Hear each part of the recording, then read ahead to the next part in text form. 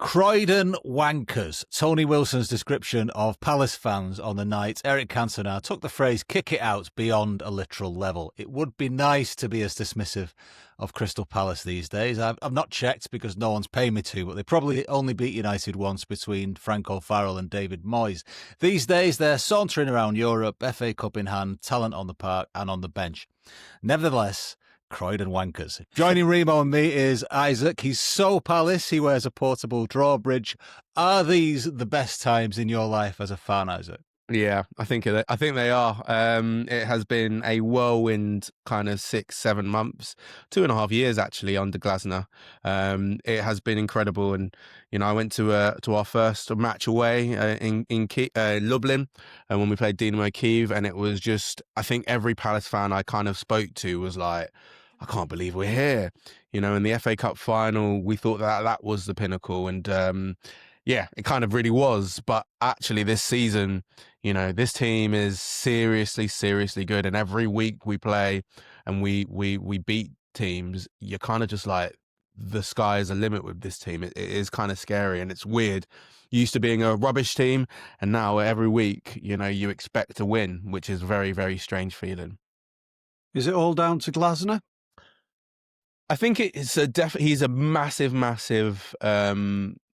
He has a massive part to play in it. I think we lost Elise a couple of seasons ago, and we lost Eze this summer gone. And I never was that worried, but the person I was always concerned about losing was Glasner. And I think it's from when he first came in and we went on a really, really good run. He was a bit shaky to start, and then towards the end of the season, we went on like a 9-match unbeaten streak where we were beating some really, really good teams. I think we beat Liverpool, Villa, and I was kind of like, this coach, especially with this 3-4-3 formation that he plays, it's really difficult to play, and it's genuinely. Is it hard to play against? It can be quite difficult to play against, and the football can be really good and really fun. So there is hope for you. Jesus.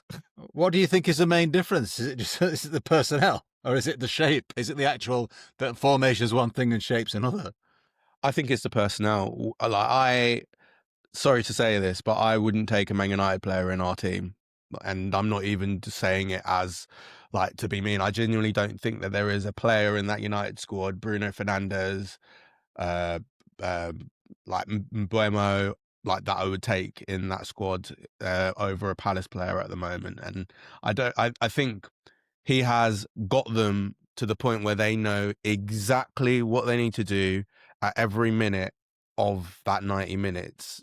Every single player knows where they need to be, and they work for each other, and they know exactly what they're doing. And we've seen it over the last couple of years. We've brought in new players to replace really, really good players, and they've been seamless. Jeremy Pino this season, it's taken him a bit of a while, but he's been really effective in the role, even though it hasn't really shown up on the scoreboard. And then we saw him score an amazing goal against Wolves over the weekend. So yeah, I think he is a massive, massive part, Glasner, as to why we are so good at the moment. But I also think it's just really, really clever recruitment over the last 5, 6, 7 years, where they've gone into the Championship, taken the best talent from the Championship, and then they're selling them on for really, really big sums. So yeah, it's a lot to do with Glasner, but also to do with the way in which the club is set up. And Steve Parish has to get a lot of praise, as well as Dougie Friedman and all the team in the recruitment department.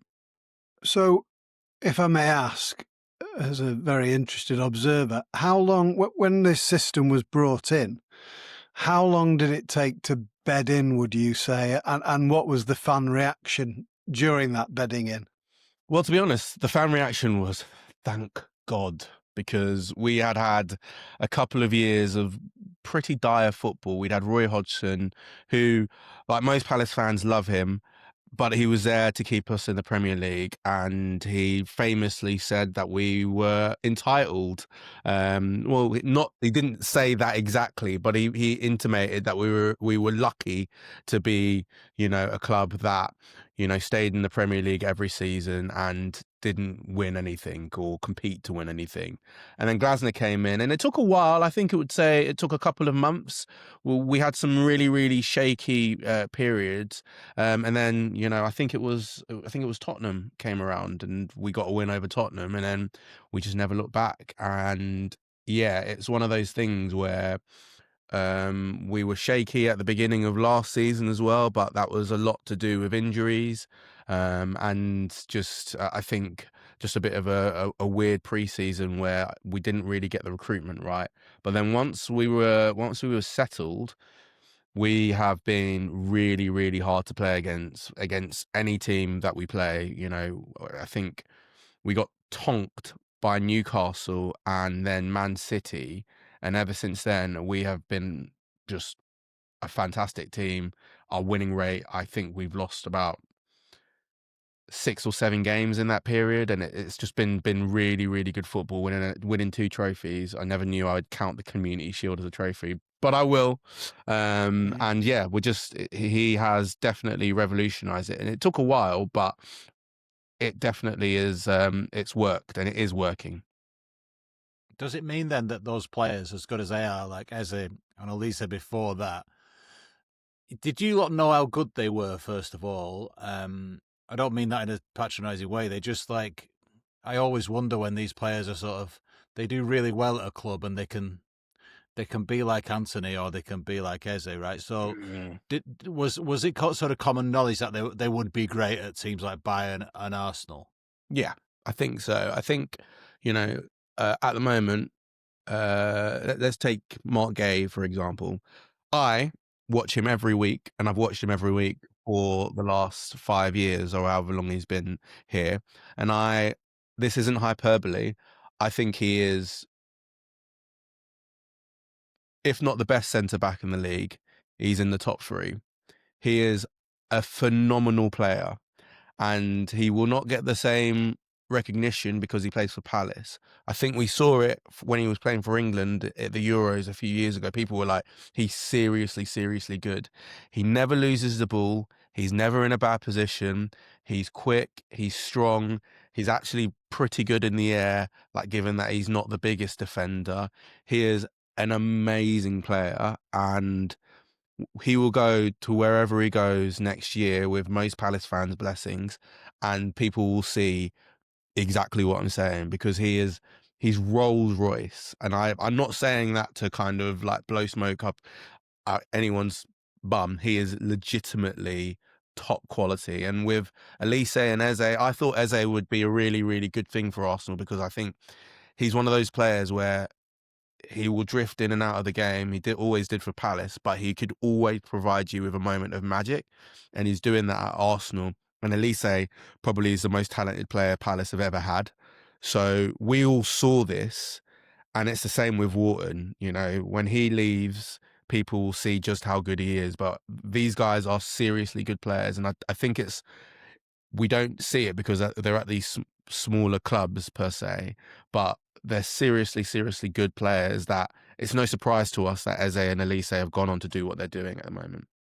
Well, I think Ian Wright would have something to say about Elise being Palace's most gifted ever player. But anyway, is it a good time to play Man United then? Isn't it always a good time to play Man United at the moment? This is the young fan speaking. You're very lucky that your childhood wasn't ruined like all the City fans. Yeah, I mean, to be honest, I think it is a bit of a banana skin because Palace are in Europe. We haven't always been great coming off the back of a European game.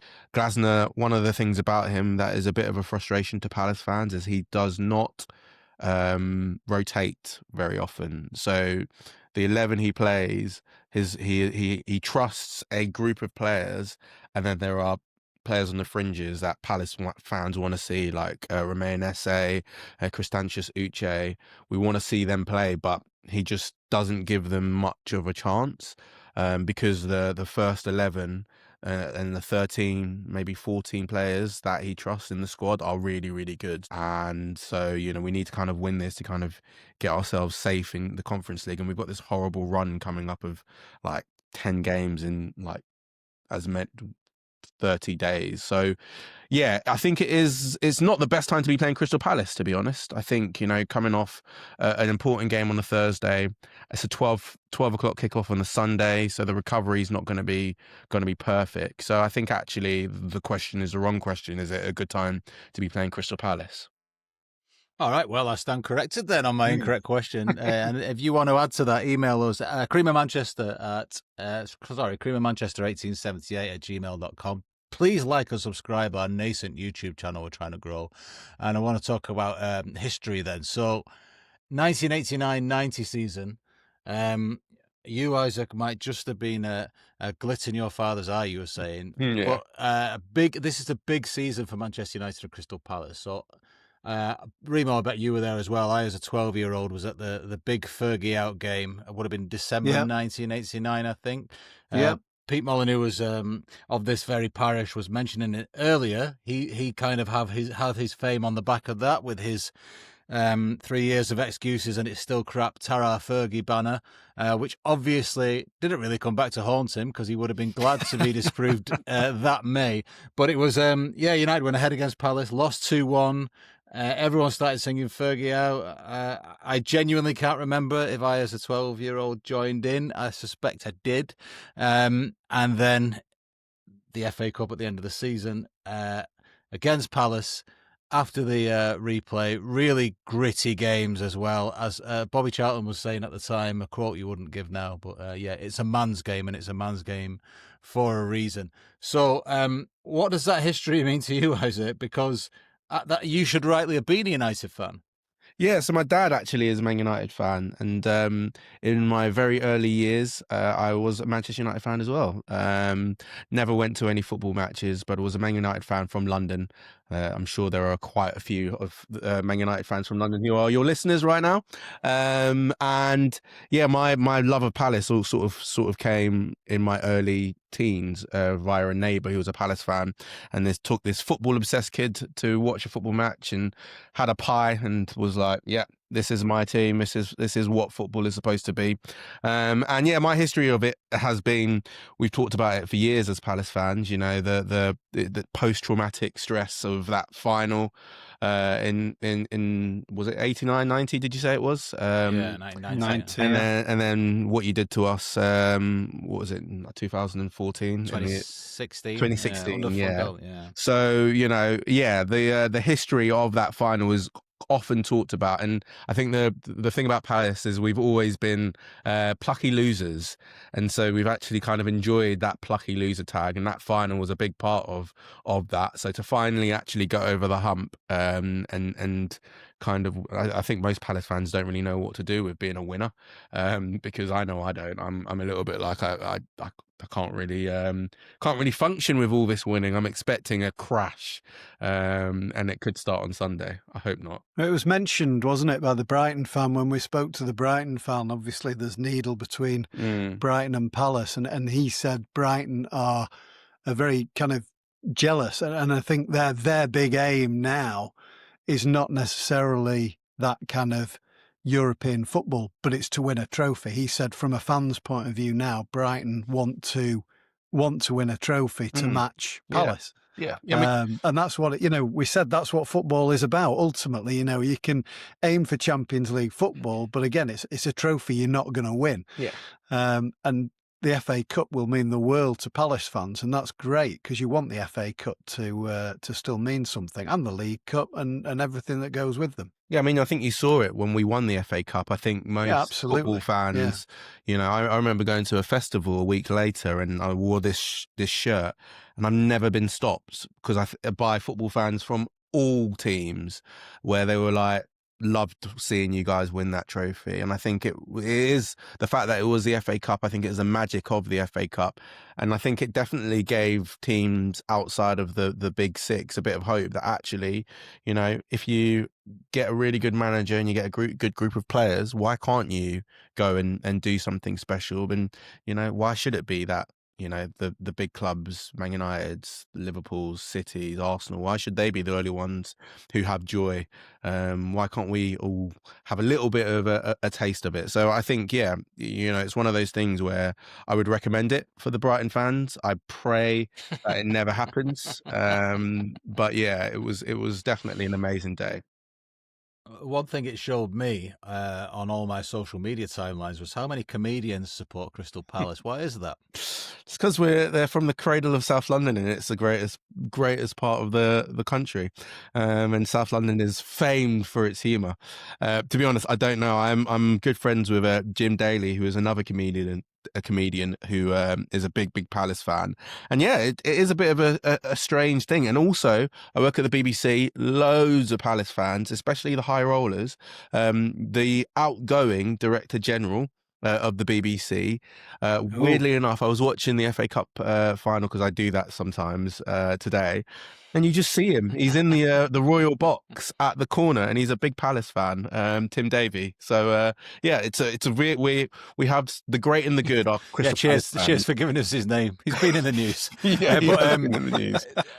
But just speaking of that day job, though, it's just say because Isaac's day job, if you're not aware of Isaac's work, is a presenter on BBC World Service, and that means that you how can I put it? I've worked at the World Service, and when you discuss football in particular, you know that Manchester United must feature prominently and stuff like that. But you would have had in your time there, which has been a few years now, you would have had times where Palace would never get a mention, and that must have really changed. Oh my God, yeah. So it's funny. My editor, I'm a sports presenter on a breakfast radio program. We've got a massive audience in Africa, and he's always like, yeah, you know, we want to do, you know, good stories rather than, you know, just the scores and what have you.